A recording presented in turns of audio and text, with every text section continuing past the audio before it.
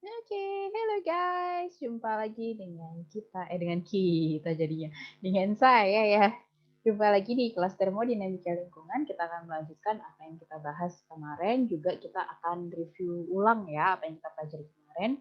Yaitu kita mulai dari let's start with the internal energy ya. Internal energy itu rumusnya apa guys? Internal energy itu apa? Perubahan pada internal energi adalah perubahan kalor dan kerja yang terjadi. Betul? Dan kemarin kita bahas bahwa delta U ini kalor. Nah, W ini kerja ini bisa diartikan sebagai P delta V ya. Jadi delta U sama ini bisa W-nya diganti dengan P delta V.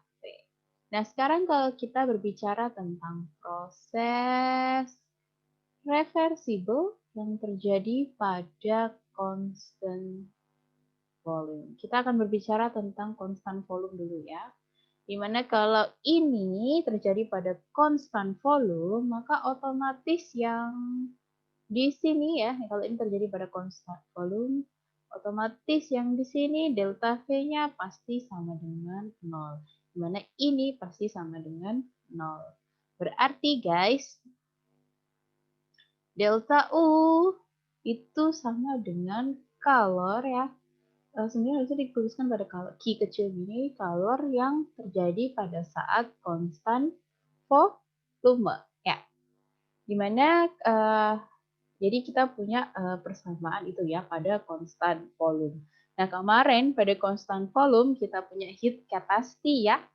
Heat capacity pada constant volume itu adalah perubahan berapa banyaknya heat yang terjadi pada satuan pada mohon maaf, berapa banyak kalor yang kita kasih untuk merubah 1 derajat temperatur. Nah, ini kan QV ini ataupun kalor yang terjadi pada konstan volume itu bisa kita samarkan dengan delta U kan ya? Delta U per T. Dimana kemarin kita punya rumus berarti CV itu adalah delta U, partial U per partial T pada konstan volume. Ingat ya, yang ini ya. Itu yang terjadi pada internal energi dan pada proses reversible yang konstan pada konstan volume, maka heat capacity-nya adalah penurunan antara internal energi dan penurunan pada temperatur gitu ya. Kita tahu itu. Nah, kemudian sekarang kita akan membahas term baru ya. Term barunya itu adalah enthalpy. Kita akan berbicara tentang enthalpy, bukan lagi tentang internal energy. Gimana enthalpy itu guys? Enthalpy itu digambarkan dengan H ya. Ini rumusnya adalah H. Dimana enthalpy itu akan berkaitan dengan perubahan internal energi dengan perubahan work yang terjadi. Dimana jadi delta H itu sama dengan delta U plus work kita tahu P delta P. Ini ya guys. Nah, kemudian akan kita turunkan nih guys. Jadi kita tahu bahwa ini kita punya tadi delta U itu sama dengan Q plus W, di mana Q misalkan ini kita pada for reversible process ya, at constant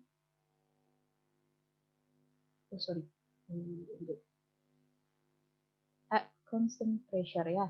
Sekarang kita tadi berbicara kalau tentang internal energi dengan heat capacity, kita berbicara pada constant volume. Berarti constant volume heat capacity pada kondisi constant volume untuk reversible process itu kaitannya erat dengan internal energi. Tapi kalau perubahan heat capacity Heat capacity untuk reversible process pada constant pressure ini hubungannya dengan enthalpy. Bagaimana dia berhubungan dengan enthalpy? Kita balik ke sini berarti calor pada constant pressure berarti ini ke sana kan sama dengan delta U minus W gitu ya. Berarti di mana calor pada ini adalah delta U minus P delta V minus. Ini di mana worknya adalah minus P delta V. Berarti adalah delta U plus P delta V. Nah, kemudian kita di sini berarti tahu bahwa kalor di sini ya, ini digambarkan dalam bentuk enthalpy perubahannya. Jadi enthalpy adalah delta U plus P. Jadi, oh man. Hampir. Jadi, di sini enthalpy itu berhubungan dengan U plus P, V. Ya. Dan kemudian nih guys, ini tadi ya, berarti enthalpy ini diturunkan dari sini ya. Kita bisa lihat dari rumusnya internal energi juga diturunkan. Nah, berarti kita punya heat-nya pada kalor yang terjadi pada constant pressure. Ini bisa kita gambarkan sebagai enthalpy, bukan lagi sebagai Q, tapi sebagai enthalpy. Nah, enthalpy ini rumusnya berhubungan dengan perubahan internal energi dan juga perubahan produk dari pressure dan volume. Jadi perubahan dari produk tekanan dan volume yang terjadi gitu ya.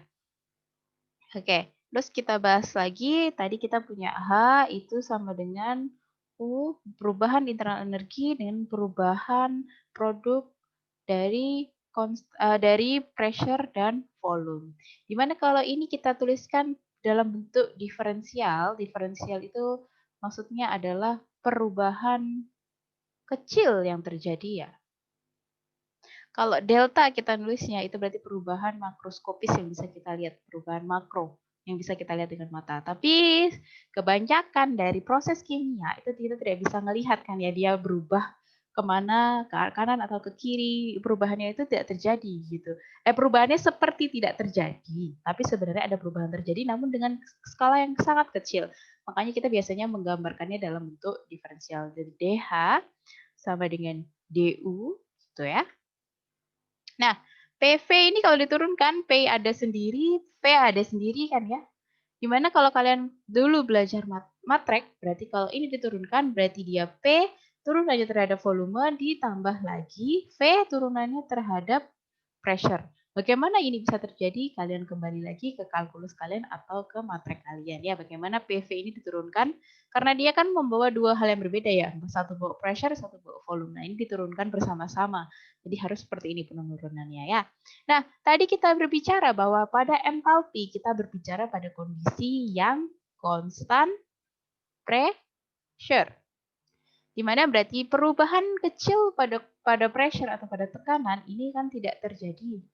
Ya, ini tidak terjadi berarti bahwa dP-nya ini 0. Di mana ini berarti satu term ini nilainya 0. Berarti tinggal apa? Berarti tinggal DH itu sama dengan DU plus P dV. Ya. Berarti kalau dituliskan pada perubahan makroskopik, delta H itu sama dengan U plus P delta P. Ya. Di mana pada reversible process untuk constant pressure ya, di mana kita ketahui U plus P delta V ini tadi di depan kita bisa tahu dari U sama dengan Q plus W, U Q pada constant pressure sama dengan U minus W, berarti sama dengan U plus PV, ya kan?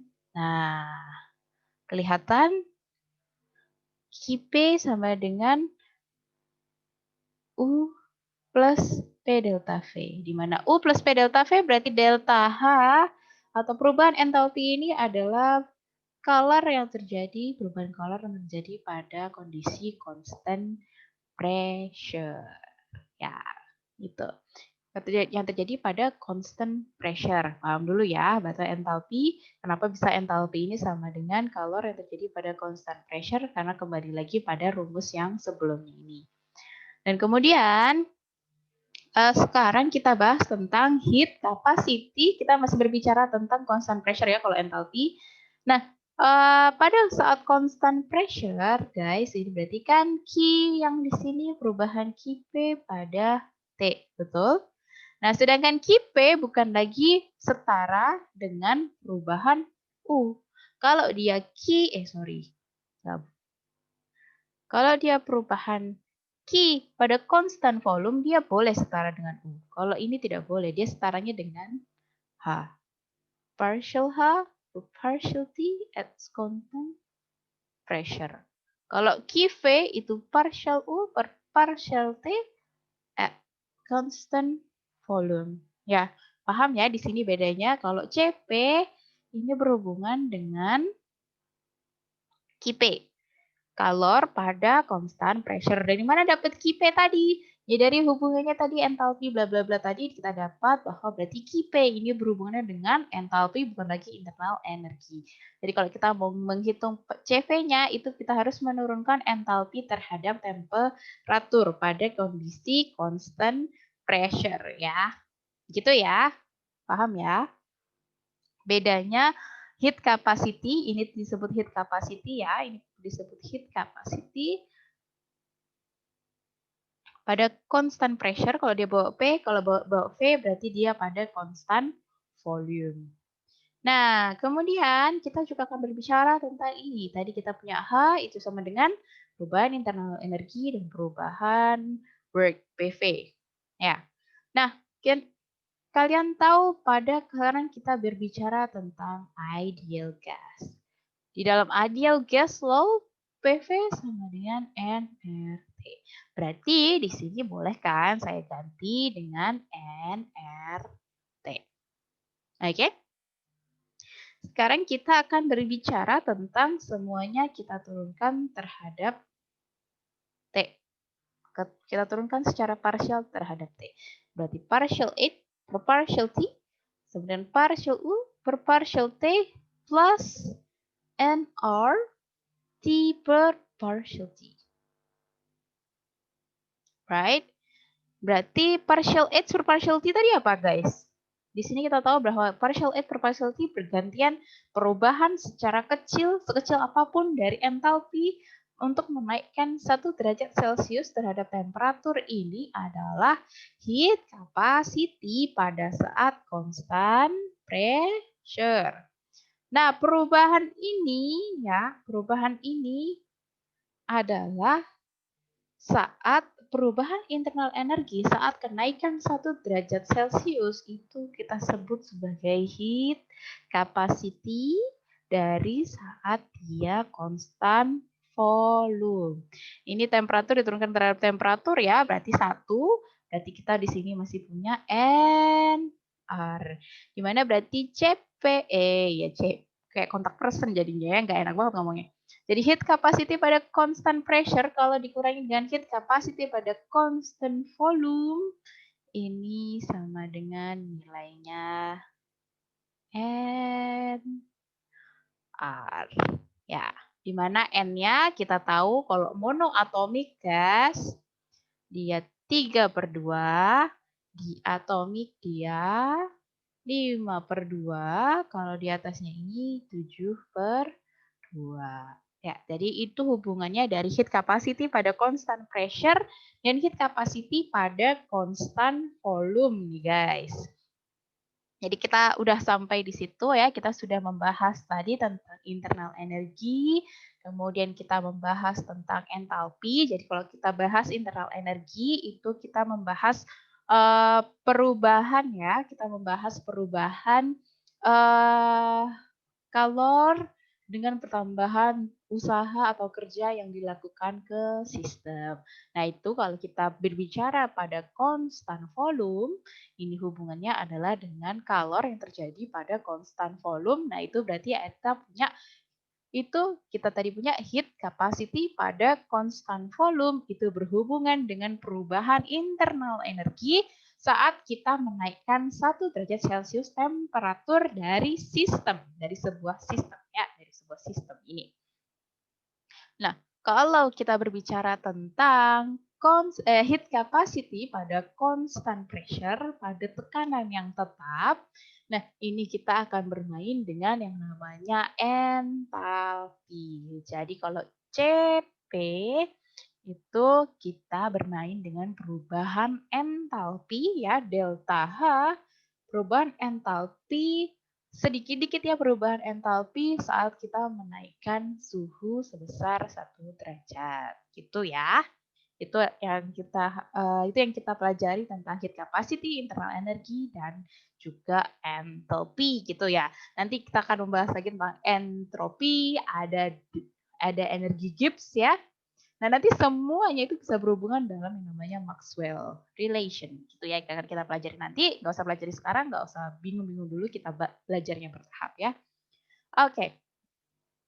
Next, sekarang kita akan belajar, sampai akhir ini kita akan membahas mengenai masalah entalpi ya guys. Oke, sampai ke belakang ini kita akan membahas tentang entalpi. Di mana entalpi delta H itu tadi perubahan kalor yang terjadi ya pada sebuah reaksi. Jadi nanti kita akan ada reaksi-reaksi. Jadi entalpi ini berhubungan sekali dengan reaksi-reaksi yang terjadi. Kalau yang namanya ditambah O2 itu pasti reaksi apa guys? Ini pasti sudah jelas sekali ini adalah combustion. Oh, sorry. Jelas sekali ini combustion atau pembakaran. Kenapa ya namanya ditambah O2? Pasti pembakaran kan? Metana dibakar dengan O2. Dia akan menghasilkan, ini pasti ya, menghasilkan CO2 plus H2O. Gimana kalian kalau bernafas, pembakaran nafas kalian ya, O2 dibakar, ya O2 itu dibakar sama, itu pasti akan pembakaran oksigen di dalam tubuh itu akan pasti menghasilkan karbon dioksida dan uap air H2O. Ini sudah kalian tahu ya. Secara kimia dasar udah pasti paham lah ini ya. Nah, dalam reaksi ini ada yang namanya delta H. Kalau ada bundar di sini guys, itu namanya standar entalpi ya nanti ya. Itu akan standar entalpi. Nah, di sini ada delta H. Misalkan nilai delta H-nya berapa? Min 813,4 kilojoule misal. Misal segini. Nah, ini berarti adalah bagaimana dia perubahan kalor ya, perubahan kalornya di dalam reaksi tersebut gitu. Nah, ini guys, kalau entalpi, perubahan entalpi, ada yang kita sebut eksotermik, ada yang kita sebut dengan endotermik ya. Apa bedanya? Gini. Kalau yang namanya EXO, bukan EXO Korea ya. Mungkin kalau kalian suka EXO yang Korea itu mungkin kalian bisa membayangkan seperti ini. Kalau EXO lagi manggung gitu ya. Kalau EXO lagi manggung, itu kalau lagi manggung mereka berkeringat gak? Berkeringat kan ya? Karena mereka terus kemudian kalian akhirnya jadi berkeringat juga nggak karena banyak orang di situ ya. Intinya seperti itu. Berarti kalau EXO, karena yang menari-menari itu, yang para kita sebutnya apa ya? Para K-popers itu, para K-popers itu idolnya ya, idol ya. Para idol itu dia akan bergerak, berlari, dan kemudian akhirnya dia mengeluarkan yang namanya energi panas dari dalam tubuhnya itu ke surrounding, ke kalian-kalian yang nonton gitu ya. Itu namanya eksotermik. Jadi kalau eksotermik itu sistem mengeluarkan energi ke surrounding. Jadi kita punya sistem, mari kita gambarkan. Exo lagi EXO lagi ngedance, this is your system, and then this is you in the surrounding. Kalian ada di panggung ya. Kalian ada di panggung muter. Nah, akhirnya pada kondisi eksotermik, mereka ngedance, mereka mengeluarkan kalornya gitu ya. Ataupun energinya gitu, mereka mengeluarkan energinya dan kena ke kalian, ke surroundingnya. This is you in the surrounding. Ya, gitu. Ya. Nah, jadi kalau dia memberikan eksotermik, namanya dia memberikan panas. Dia akan kehilangan panas dari dalam tubuhnya sendiri. Dia sistemnya akan kehilangan panas dan surrounding yang bertambah kan panasnya. Jadi kalau mereka makin dance-nya makin oke, kalian akhirnya makin wah gitu kan. Kalian makin panas. Nah, tapi mereka setelah itu mereka mendingin. Ya, mereka sudah mendingin gitu setelah itu. Jadi karena itu mereka dituliskan kalau pada kondisi eksotermik dia delta H-nya pasti negatif. Kenapa deltanya hanya negatif? Seperti yang saya jelaskan tadi bahwa mereka mengeluarkan panas. Oleh karena itu delta H produknya ini ya dari ini yang namanya reaktan ya. And this is the product. Mereka bereaksi akhirnya menghasilkan produk ini. Lah hasil dari produk ini heat-nya itu lebih kecil daripada heat-nya dari reaktan ini. Jadi kalornya yang ada di reaktan akan lebih besar daripada kalor pada produk. Nah, alhasil berarti kalor pada produk kan lebih kecil. Makanya delta H-nya atau perubahan entalpinya akhirnya jadi minus. Karena sebenarnya delta H reaction itu pasti delta H produk dikurangin delta H reaktan. Produknya kan ini, reaktannya kan ini. Ya, nah produknya ini tadi delta H produknya lebih kecil daripada delta H reaktan. Ya otomatis delta H reaksinya pasti minus kan, yaitu ya untuk eksotermik. Ya. Oke, paham dulu ya itu untuk eksotermik. Kemudian kita lanjut lagi. Next, oke. Ada eksotermik, tadi ada endotermik. Nah, ini yang akan saya bahas di sini. Kalau ini berarti reaksinya apa, guys? Ini namanya reaksi pembentukan ya, bukan pembakaran dia. Dia tidak terbakar karena dia tidak menghasilkan CO2 dan H2O, dia pasti bukan combustion ya. Kemudian dia di sini oke, dia membentuk Fe2O3. Pembentukannya adalah dia butuh 2 Fe sama 1,5 berarti 3/2O2. Kemudian baru jadi dia Fe2O3 di mana di sini delta H formation-nya adalah min 824,5. Nah, ini pada reaksi pembentukan. Nah, kalau misalkan reaksi ini dibalik, guys, Fe2O3 dibalik menjadi 2Fe plus 3/2O2 dari yang tadi yang membentuk kemudian berpisah. Ya, kemudian delta H-nya ini tinggal ganti tanda, guys. Selama dia tidak berubah nih. Koefisien depannya ini tidak berubah, maka ininya hanya tinggal ganti tanda. Dimana berarti reaksi itu berarti bisa eksotermik dan bisa endotermik, tergantung gitu ya. Kalau endotermik berarti kalau endo itu kan artinya dalam ya, di dalam. Nah, berarti endo itu dari luar masuk ke dalam. Jadi kalor yang dari luar diserap oleh sistem ke dalam. Lah, otomatis kan kalor yang di dalam sistem akhirnya bertambah orang dia menyerap kalor dari surroundingnya, dari sekitarnya gitu ya. Misalnya kalian semua panas di situ ya, kalian semua panas di situ, terus abis itu EXO-nya nggak ngapa-ngapain, diem, tapi karena kalian panas, akhirnya kalian menulari si EXO nih, akhirnya mereka jadi panas. Nah, mereka nyerap panas itu kan mereka jadi panas. Nah, oleh karena itu dia entalpinya pasti akan lebih tinggi, karena dia menyerap pasti produk ya.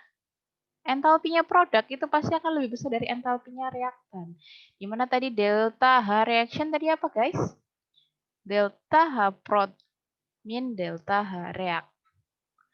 Lah ini loh lebih besar daripada ini. Ya jelas ini pasti positif. Jadi kalau reaksi endotermik bisa langsung dilihat dari delta H-nya. Oh, delta H-nya positif berarti jelas dia reaksinya endotermik. Gitu ya. Oke, kemudian yang terakhir ini sepertinya sebelum kalian membludak ya kepalanya. Oh, sepertinya belum, guys. Mohon maaf. Oke, di saat tadi yang tadi saya bilang bahwa jika reaksinya dibalik, maka tandanya aja yang berubah. Jika reaksinya dibalik, tandanya ini loh berubah. Ini loh. Ini kan liquefaction ya. Jadi dari solid berubah menjadi liquid, itu punya delta H-nya 6,01. Berarti reaksinya apa ini, guys? Eksotermik apa endotermik? Ekso ya?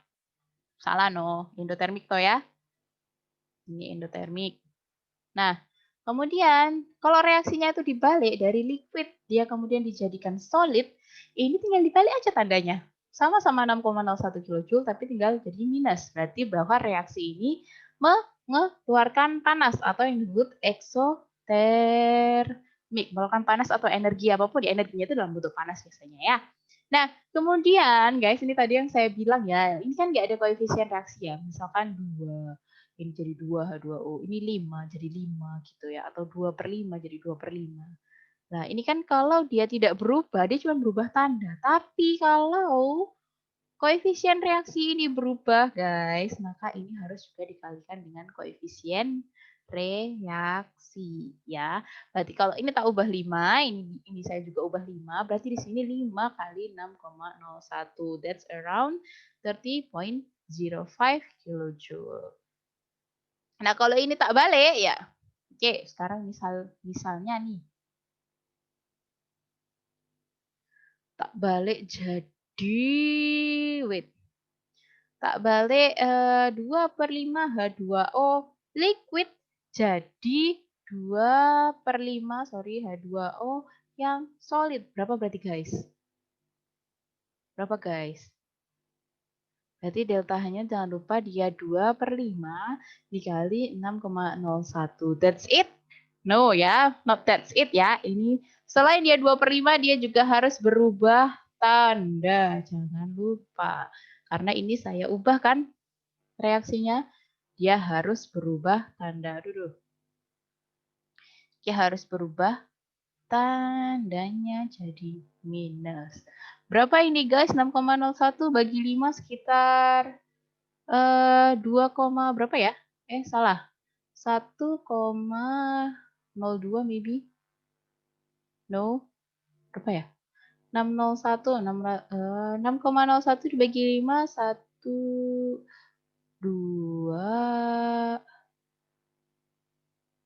1,22 ya, 1,22 sekitar mungkin 2,4 ini paling. Nah, ini juga minus ya, 2,4 kilojoule. Gitu ya guys, nanti yang berhubungan dengan entalpi ya guys, kalau kalian hitung entalpi. Oke, sekarang kita lihat lagi next. Aduh. Oke, arah proses termodinamik. Tadi saya bilang ada yang namanya reversible, ada yang namanya irreversible. Ya. Bu, reversible itu apa? Kalau dia reaksinya reversible, dia bisa bolak-balik sakar PDW. Aduh, kok saya keluar bahasa ini ya. Terserah dia ya, dia mau ke arah sana, mau ke arah sana. Ya, dia biasanya tandanya kayak gini nih. Misalkan tadi ya CH4 plus 2O2, ini CO2 plus H2O pasti. Nah, kalau tandanya begini, ini pasti reaksi reversible. Aliasnya dia bisa bolak-balik, mau ke sana bisa, ini balik lagi ke sana bisa. Itu kayak gitu namanya reaksi reversible. Nah, kalau reaksi reversible ini biasanya dia pasti merupakan proses yang seperti kesetimbangan. Kenapa? Nah, ini loh bisa bolak-balik. Sini mau jadi sini, ini jadi sini, ini bisa bolak-balik. Jadi terjadi sampai dia reversible. Sampai dia akhirnya sampai dia mengalami yang namanya titik equilibrium. Nah, titik equilibriumnya dia, titik setimbangnya dia berarti nggak ada reaksi, Bu. Salah. Dia ada reaksi tapi sangat kecil, kanan kiri sangat kecil. Sehingga bisa disebut dia sebagai seperti atau quasi equilibrium process. Seperti quasi itu ya. Jadi dia mendekati kesetimbang, mendekati setimbang. Karena kalau kita bilang dia setimbang, nggak ada kanan kiri lagi. Udah, stop. Nah, kalau ini quasi. Dia ada perubahan tapi kecil sekali hingga sampai kita mungkin tidak bisa melihatnya. Nah, lain lagi dengan proses yang namanya irreversible. Kalau dia gitu, dia bawa gitu ya. Kalau dia bawa irreversible, ya berarti dia nggak bisa reversible. Dia salah satu arah doang. Jadi dari tandanya yang kayak gini, ini saya hapus jadi cuman satu tanda. Ya, jadi proses yang namanya irreversible process. Di dalam irreversible process, biasanya dia bisa berlangsung spontan. Biasanya kalau proses berlangsung spontan yang secara irreversible, kalau proses yang berlangsung spontan, dia tanpa dikasih pemicu apapun, dia langsung. Misalnya dari pembentukan air gitu ya, kalau ada H2, ada O2, dia pasti langsung jadi air gitu. Nah, itu namanya spontan proses. Nah, kalau irreversible itu biasanya dia bisa spontan pada satu arah, tapi arah sebaliknya belum tentu gitu. Oke ya. Oke, next kita akan bahas mengenai standar enthalpy change. Ya. Jadi pada perubahan entalpi, guys, perubahan entalpi itu ada banyak contohnya. Entalpi dari reaction, R, kalau F formation, C combustion, N neutralization, atau itu atomization, Sol itu solution berarti membentuk solusi gitu ya. Hyd itu hydration berarti kayak jadi membawa titik 6H2O. Nah, itu hydration pasti kayak gitu.